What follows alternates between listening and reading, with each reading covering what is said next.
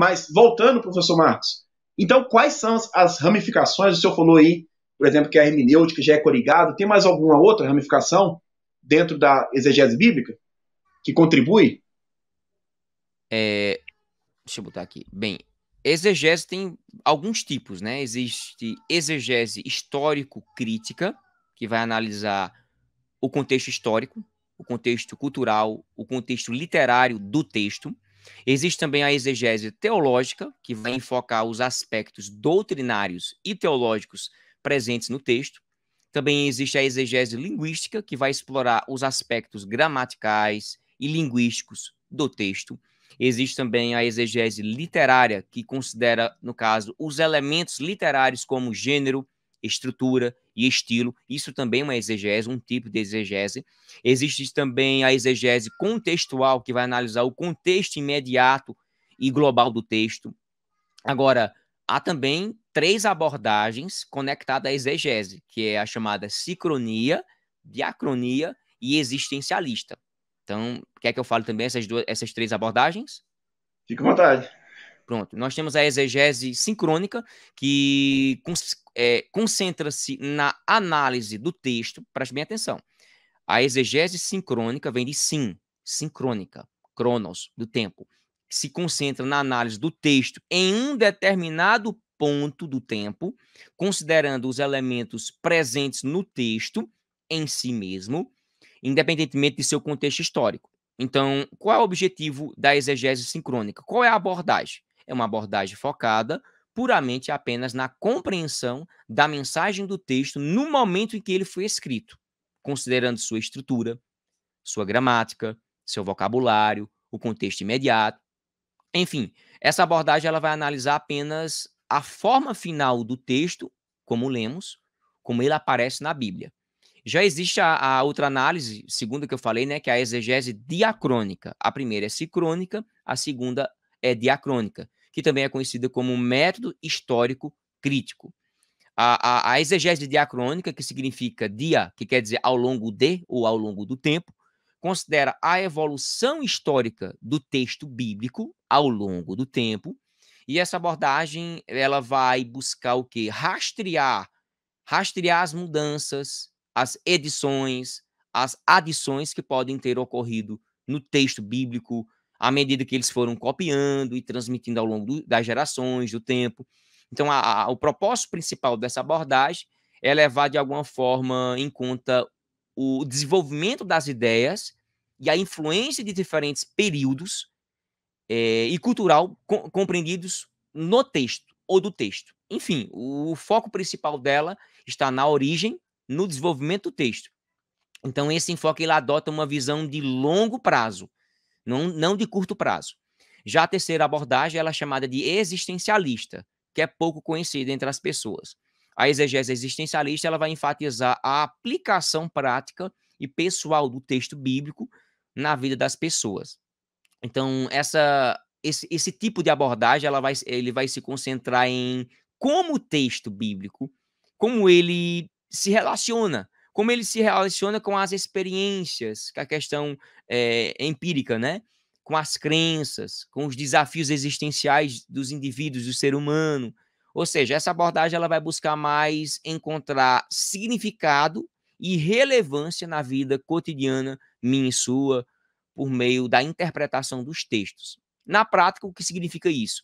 De que o leitor da Bíblia, ele pode se envolver não apenas no mundo por trás do texto, ou no mundo do texto, mas com um mundo além do texto. Enfim, o objetivo ou finalidade desse tipo de leitura é geralmente um encontro entre a realidade que vai além do texto, do que o texto, mostrando que o texto é um testemunho para mim. Então vai além, não é se ficar bitolado a uma palavra. Ah, só aconteceu aqui. Não, vai muito mais além. E pode acontecer muito mais além se você crer e se eu crer. Glória a Deus. Glória a Deus. Professor Marcos, infelizmente eu acho que eu vou ter que encerrar nossa live para não atrasar lá, pra levar digníssimo Sem até ele. problema. Geralmente a nossa live é 1 hora, né? Até passa um pouquinho. E a gente vai deixar as outras perguntas para uma live futura. No caso, eu, o senhor, e se Deus quiser, o professor José Márcio. Tá bom? Tem bastante coisa aqui para a gente trabalhar. Fizemos só 2, irmãos. Só 2 perguntas, porque é um tema bem gostoso. E o professor Marcos aí conhece muito, né? E louvado seja Deus pela vida dele, que Deus continue dando mais sabedoria cada dia mais. Eu sei Por um exemplo, pouquinho, eu compartilho só um pouquinho. professor Marcos, por exemplo, tem um livro aqui de um amigo meu, que fizemos até uma live, que é uma pessoa bem gente boa, que é o David Subignon. Ele trabalha aqui no Salmos 23, né? E é muito gostoso a gente saber, vamos dizer assim, detalhes aí do original, dos significados, mas eu, particularmente, sem conhecer esse livro, e já conhecendo a história que a gente conhece, né, que Davi passou, por exemplo, e sabendo que o Salmo 23 é de Davi, e há palavras, vamos dizer assim, espirituais, eu já fico maravilhado, né? É bom a gente estudar, fazer, igual ele é um profissional, um professor, né? Saber exegese, e olha para você ver, dos Salmos 23, olha o conteúdo que ele conseguiu, né? Mais de 160 páginas. É muito interessante.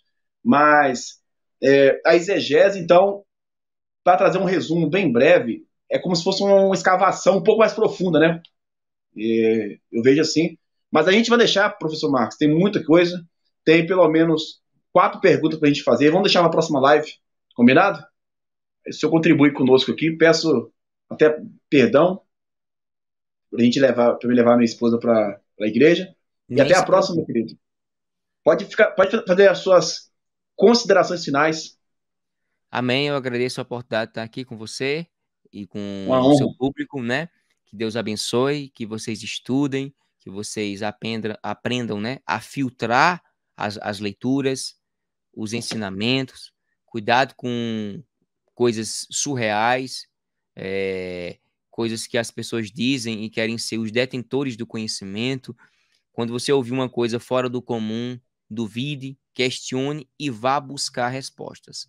Porque tem muita gente aí propagando coisas que você fica perplexo. Isso aqui, não sei o que e tal. E quando você vai analisar depois com calma, e aí você vê que não tem nada a ver com aquilo ali. Na verdade, você estava certo, né? Estude, pega a Bíblia, pegue outras versões bíblicas, pegue dicionários específicos, vai estudando, vai pegando ferramenta, comentário bíblico para analisar o texto, ferramentas básicas para fazer uma exegese boa, aplicável e sólida, que não é só com esses tipos de dicionários, não. Dicionários de grego, hebraico, aramaico, não. Você pode pegar um comentário bíblico que vai analisar o texto, o contexto. Mais importante do que o texto é o que está por trás do texto, que é o contexto. Então, fazendo um apanhado geral, compre livros sadios, que analisam o contexto. Aí você vai entender o texto. Amém. Glória a Deus. Obrigado, professor Marcos. É sempre uma honra estar com o senhor aqui conosco. E até a próxima. Deus abençoe a todos que vão assistir, que estão assistindo. Até a próxima, querido. Paz do Senhor. Deus abençoe, fica na paz. Amém. Amém. Glória a Deus.